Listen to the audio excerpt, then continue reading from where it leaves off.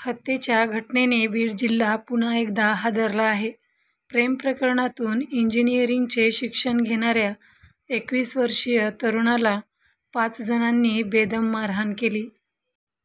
यामध्ये त्याचा मृत्यू झाला आहे. मृत्यू झालेल्या 21 वर्षीय तरुणाचे नाव शिवम चिकणे असं आहे. 18 जुलै रोजी शिवम चिकणे याला रस्त्यात अडवून 5 जणांनी बेदम मारहाण केली होती. शिवम याला गंभीर अवस्थेत उपचारासाठी रुग्णालयात दाखल करण्यात आले होते, पण उपचारावेळी त्याचा मृत्यू झाला. पोलिसांनी या प्रकरणी गुन्हा दाखल केला असून तपास करण्यात येत आहे.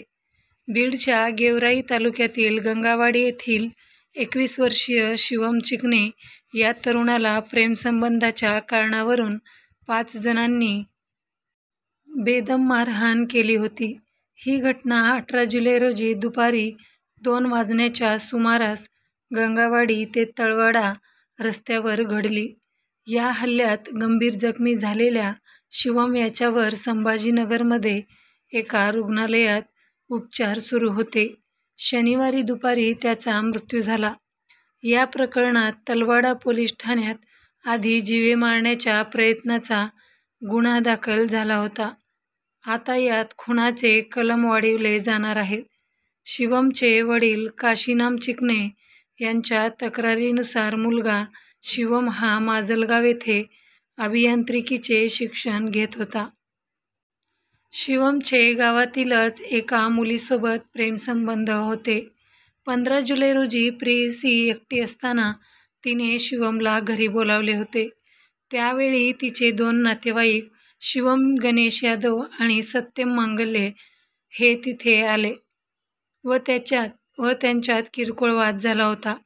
गावकऱ्यांनी तो सोडवलाही होता. 18 जुलै रोजी दुपारी 12:30 वाजता काशीनाथ चिकणे शेतात असताना त्यांना मुलाला मारहाण झाल्याची माहिती मिळाली.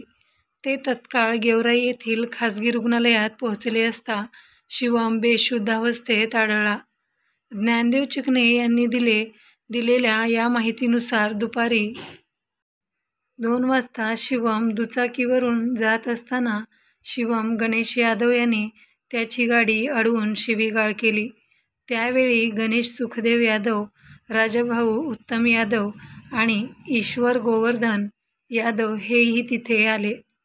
शिवम यादव, सत्यम इंगळे आणि राजाभाऊ यादव यांनी लाठ्या-काठ्यांनी तर गणेश सुखदेव यादव आणि ईश्वर गोवर्धन यादव यांनी हाताबुक्क्यांनी मारहाण केली होती. जखमी शिवमवर रुग्णालयात उपचार सुरू होते, परंतु शनिवारी दुपारी त्याचा मृत्यू झाला.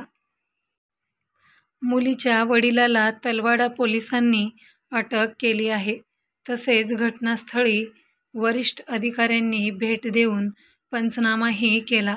या प्रकरणात अगोदरच जीवे मारण्याचा प्रयत्न केल्याच्या कलमाखाली गुन्हा नोंद आहे.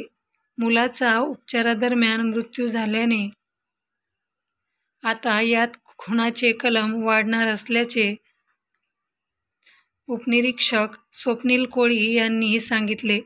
मित्रांनो, ही बातमी गुगलवरून सर्च करून घेण्यात आलेली आहे.